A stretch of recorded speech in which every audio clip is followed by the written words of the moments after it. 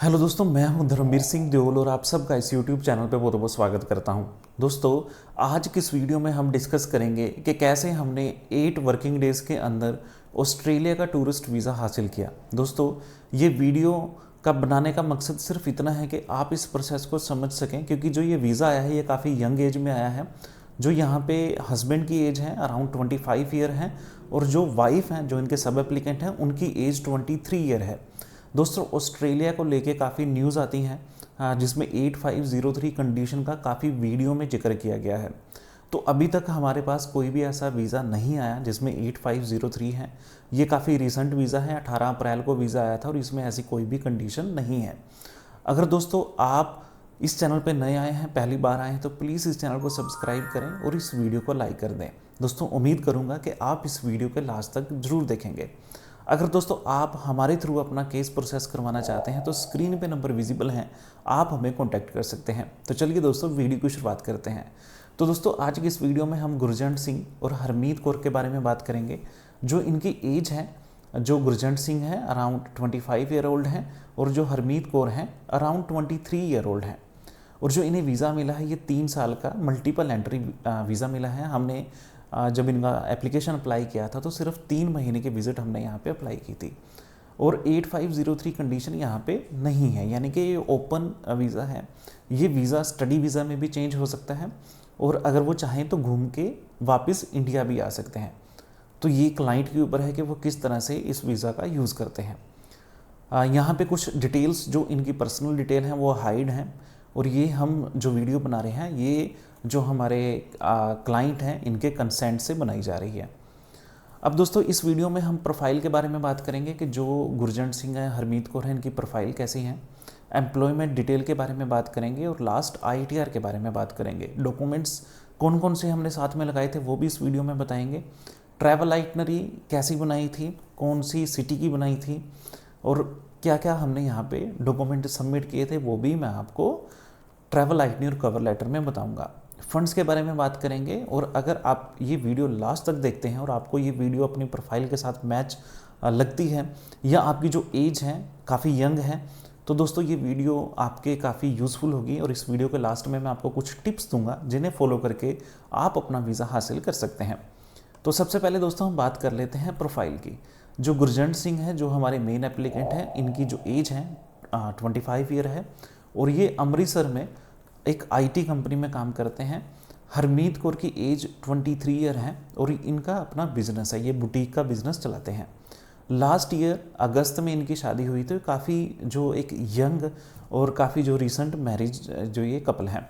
उसके बाद दोस्तों ये बहुत जो ग्रेजुएट हैं, इनके पास ग्रेजुएशंस हैं। दोनों के जो पासपोर्ट हैं ये काफ़ी फ्रेश हैं, इन पे कोई भी ट्रैवल हिस्ट्री नहीं है और इन्होंने कभी भी किसी कंट्री का वीज़ा अप्लाई नहीं किया है। जब दोस्तों हमारे पास ये केस आया था, क्योंकि इन्होंने वीडियो देखी थी, वीडियो देख के इन्होंने हमसे जो कंसल्ट किया और हमारे पास जब इनके डॉक्यूमेंट आए तो काफ़ी कम चांस थे वीज़ा आने के, क्योंकि अगर थोड़ा सा हिस्ट्री के बारे में देखें तो काफ़ी जो टाइस को लेके काफ़ी रिफ्यूज़ल आती हैं ऑस्ट्रेलिया की, तो इनके टाइस नहीं थे क्योंकि इनका कोई भी अपना जो चिल्ड्रन कोई किड्स नहीं है, क्योंकि रिसेंट मैरिज हैं। जो गुरजंट सिंह है ये सिंगल चाइल्ड हैं, हरमीत कौर की सिर्फ एक सिस्टर है और इनके पास कोई ऐसे स्ट्रॉन्ग डॉक्यूमेंट नहीं थे, क्योंकि ना तो इनके पास ऐसी कोई प्रॉपर्टी थी जो इनके नाम पे है। तो काफ़ी जब हमने इनके डॉक्यूमेंट देखे तो हमने खुद इन्हें कहा था कि आपके कम चांसेस हैं, वीज़ा नहीं आ सकता। तो यहाँ पे जब इन्होंने कंपेल किया कि आप एक बार ही केस अप्लाई करें, तो दोस्तों रिज़ल्ट आपके सामने है, पॉजिटिव जो इनका रिज़ल्ट आया है। तो यहाँ पे हमें भी सीखने को मिला कि जब आपका प्रोसेस क्लियर हो, जब आप वीज़ा अप्लाई सही ढंग से करते हैं, सारे डॉक्यूमेंट सही ढंग से लगाते हैं, तो ये मायने नहीं रखता कि आपकी एज कितनी है, आपके पास फ़ंड कितना है। अगर वीज़ा ऑफिसर आपके डॉक्यूमेंट से सेटिस्फाई हुआ तो वो आपको वीज़ा ज़रूर देगा। दोस्तों, अब बात कर लेते हैं इनकी एम्प्लॉयमेंट और ITR डिटेल के बारे में। दोस्तों, यहाँ पे काफ़ी चीज़ें ऑस्ट्रेलिया को लेके चलती हैं कि आपके पास काफ़ी लंबा चौड़ा जॉब का एक्सपीरियंस होना चाहिए, आपकी ITR काफ़ी बड़ी होनी चाहिए। तो यहाँ पे ऐसा कुछ भी नहीं था। जो गुरजंट सिंह है, इनके पास सिर्फ और सिर्फ 2 साल का कॉन्टीन्यूटी में इनके पास वर्क एक्सपीरियंस था और जो इन्होंने लास्ट ITR भरी थी उसकी जो वैल्यू है वो 4,84,000 समथिंग थी। हरमीत कौर के पास 3 साल की ITR रिटर्न है और ये ITR 4 भरते हैं जिसमें हम बिज़नेस को काउंट करते हैं, और जो इनकी वैल्यू है वो 4,12,000 रुपये है। जो गुरजंट सिंह हैं इनकी अप्रोक्सीमेटली मंथली अर्निंग 45,000 है। ये जो इनकी सैलरी है ये डायरेक्ट इनके अकाउंट में आती है। तो यहाँ पे हमारे पास ना तो इतनी बड़ी कोई ITR की वैल्यू थी और ना ही हमारे पास कोई इतना बड़ा फंड था कि जिसे हम ये कहें कि ऑस्ट्रेलिया ने फंड बेस यहाँ पे वीज़ा दिया है। अब दोस्तों हम बात कर लेते हैं डॉक्यूमेंट्स की, क्योंकि डॉक्यूमेंट हमने कौन कौन से यहाँ पे सबमिट किए थे। तो सबसे पहले दोस्तों पासपोर्ट हो गया। पासपोर्ट में हमने फ्रंट और लास्ट पेज। नेशनल डॉक्यूमेंट्स में आपके Aadhaar card, PAN card, driving licence और 6 महीने की हमने यहाँ पे बैंक स्टेटमेंट जो है वो यहाँ पे सबमिट की थी। और जो बैंक स्टेटमेंट है वो साइंड जो स्टेटमेंट थी, यानी कि उन्होंने प्रिंट निकलवा के बैंक से जो साइन करवाए थे, और साथ में हमने बैंक बैलेंस सर्टिफिकेट जो हैं वो सबमिट किए थे। CA रिपोर्ट हमने यहाँ पे सबमिट की थी, नेटवर्थ रिपोर्ट और प्रॉपर्टी वैल्यूएशन रिपोर्ट यहाँ पे बनाई गई थी। जो प्रॉपर्टी है इनके फादर के नाम पे है, तो उसके रिलेटेड जितने भी एफिडेविट लगते हैं वो सारे के सारे हमने यहाँ पे बनवाए थे। बिजनेस रजिस्ट्रेशन डॉक्यूमेंट्स, जो क्योंकि ये जो सब एप्लीकेंट हैं ये बिजनेस करते हैं, तो उनके जो डॉक्यूमेंट्स हैं, जो डिक्लेरेशंस हैं वो हमने साथ में लगाई थी। सैलरी स्लिप, यहाँ पे 6 महीने की सैलरी स्लिप हमने साथ में लगाई थी। NOC, लीव अप्रूवल लेटर और एम्प्लॉयमेंट कन्फर्मेशन लेटर यहाँ पे साथ में सबमिट किया गया था। मैरिज सर्टिफिकेट और 2 साल की ITR रिटर्न, क्योंकि इनके पास जो मेन एप्लीकेंट है इनके पास 2 साल की ITR थी, बट इनके सब एप्लीकेंट के पास 3 साल की ITR थी, तो हमने दोनों की 2-2 साल की ITR यहाँ पे सबमिट की है। अब दोस्तों हम बात कर लेते हैं ट्रैवल आइटनरी और कवर लेटर के बारे में। दोस्तों जैसे कि केस काफ़ी कमज़ोर था, क्योंकि यहाँ पे हमारे पास सबसे बड़ा जो इशू था वो था इनकी एज को लेके। काफ़ी यंग एज था, फाइनेंस काफ़ी वीक थे, तो हमने यहाँ पे आइटनरी पे काफ़ी जोर दिया था। और मैं हर वीडियो में ये कहता हूँ कि कवर लेटर आपको वीज़ा दिला सकता है अगर आपका कवर लेटर एक अच्छे तरीके से तैयार किया गया हो। हमारे पास काफ़ी ऐसे केसेस आते हैं जहाँ पे कवर लेटर में मतलब जो इन्फॉर्मेशन नहीं होनी चाहिए। देखो कवर लेटर एक ऐसी चीज़ है जहाँ पे वीज़ा ऑफिसर को आपकी प्रोफाइल के बारे में पता लगता है, क्योंकि इतना टाइम उनके पास नहीं होता कि वो हर डॉक्यूमेंट को चेक करें और फिर अपना जो डिसीजन दें। तो कवर लेटर में आप हमेशा अपनी प्रोफाइल के बारे में लिखें कि आपने शुरू कहाँ से किया, आप क्या करते हो, आपके पास कितना फंड है, आप क्यों जाना चाहते हो, आप क्यों वापस आओगे। तो इन सब का आंसर आपने कवर लेटर में देना है। अगर आइटनरी की बात करें तो हमने सिर्फ 12 दिनों का इनका ट्रैवल प्लान दिखाया था, और सिर्फ एक सिटी में मेलबर्न में हमने इनका ट्रैवल प्लान दिखाया था। और हमने डे वाइज इनकी ट्रैवल आइटनरी जितनी भी पॉसिबल डिटेल हो सकती हैं उसके साथ हमने यहाँ पे सबमिट की थी। और हमने यहाँ पे इनकी कंफर्म टिकट अरेंज की थी, और साथ में हमने यहाँ पे रिटर्न टिकट भी दिखाई थी, क्योंकि केस काफ़ी कमज़ोर था। हम चाहते नहीं थे कि किसी तरह का चांस लेना। होटल बुकिंग है वो भी कंफर्म दिखाई थी और वो पेड दिखाई थी। दोस्तों यहाँ पे मैं आपको एक चीज़ बताता चलूँ कि काफ़ी लोग जो booking.com की जो होटल बुकिंग्स यूज़ करते हैं दोस्तों, ये शेंगन में चल जाती हैं, बट ऑस्ट्रेलिया, कनाडा, न्यूजीलैंड, तो यहाँ पे ये जो बुकिंग्स हैं ये काफ़ी कम चलती हैं। कोशिश करें कि आप कंफर्म टिकट करवाएं। कवर लेटर में जैसे मैंने पहले कहा कि आप जो है हमेशा अपनी पर्सनल इन्फॉर्मेशन दें, तो हमने यहाँ पे प्रोफाइल बेस इन्फॉर्मेशन दी थी। प्रोफाइल बेस इन्फॉर्मेशन में हमने ये बताया कि ये कहाँ पे काम करते हैं, इनकी वाइफ का बिज़नेस कैसा है, कब इनका बिज़नेस स्टार्ट हुआ, कैसे इनका बिज़नेस ग्रो हुआ, आप कहाँ पे ये आप कितना ये अर्न करते हैं, फ्यूचर में इनको लेके क्या प्लान है, इनकी यहाँ पे एसेट वैल्यू क्या है, फैमिली डिटेल क्या है, ये क्यों वापस आएंगे। तो इन सब को कंबाइन करके हमने इनका कवर लेटर बनाया और साथ में इसे जो है अटैच किया। यहाँ पे दोस्तों जैसे मैंने पहले कहा कि कॉपी पेस्ट जो कवर लेटर होते हैं वो ऑस्ट्रेलिया वीज़ा के लिए वर्क नहीं करते। अगर आप ऑस्ट्रेलिया की फाइलिंग कर रहे हो तो दोस्तों आप एक चीज़ का हमेशा ध्यान रखें कि कभी भी कॉपी पेस्ट जो कवर लेटर है उसे यूज़ ना करें। कोशिश करें प्रोफाइल बेस्ड कस्टम एक जो है कवर लेटर बनाने की। अब दोस्तों मैं आपको बता देता हूँ कि फ़ंड को लेके, तो फ़ंड यहाँ पे काफ़ी इंटरेस्टिंगली ये जो सेक्शन है, क्योंकि ऑस्ट्रेलिया का वीज़ा सुनने में यही आता है कि आपके पास लाखों रुपया होना चाहिए, आपके पास ITR काफ़ी अच्छी होनी चाहिए, स्टेटमेंट काफ़ी अच्छी होनी चाहिए, तब जाके आपको वीज़ा मिलता है। और कहीं ना कहीं ये सच भी था। अगर हम पिछले कुछ टाइम्स के बारे में बात करें तो ऑस्ट्रेलिया ने फाइनेंशियल डॉक्यूमेंट बेस्ड वीज़े दिए थे।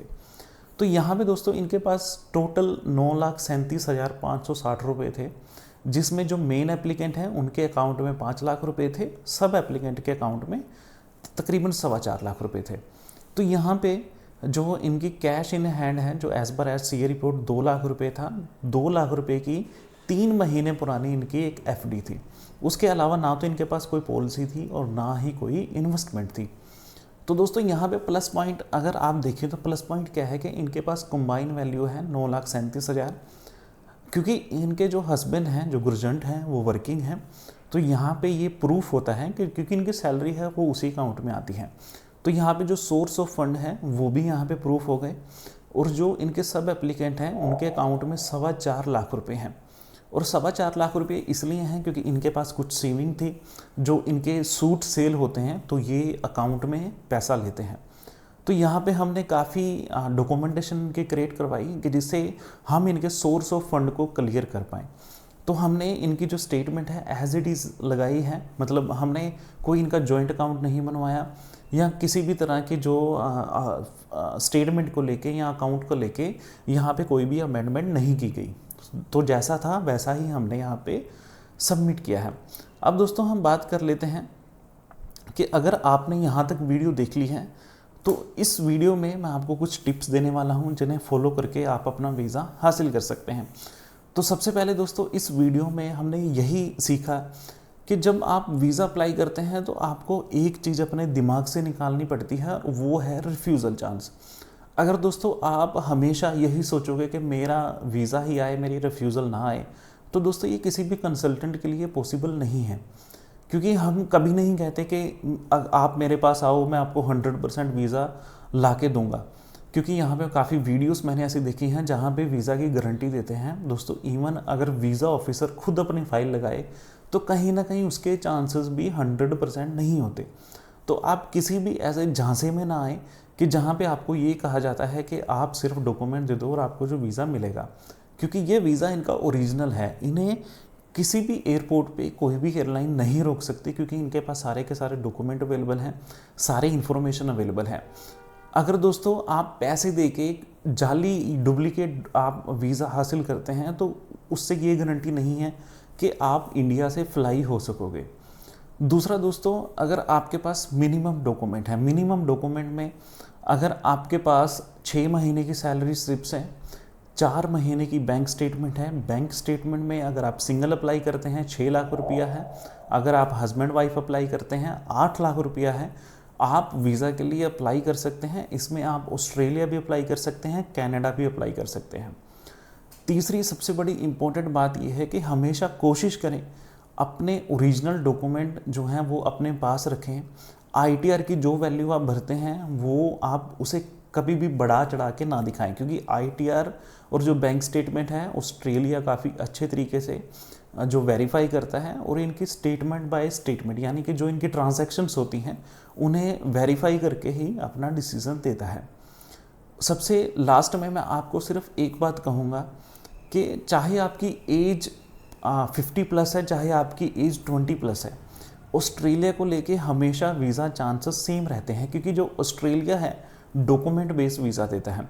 यहाँ पे अगर आपकी जो एज, क्योंकि जो ये वीज़ा है ये 25 ईयर में आया है क्योंकि इनके पास सारे डॉक्यूमेंट थे।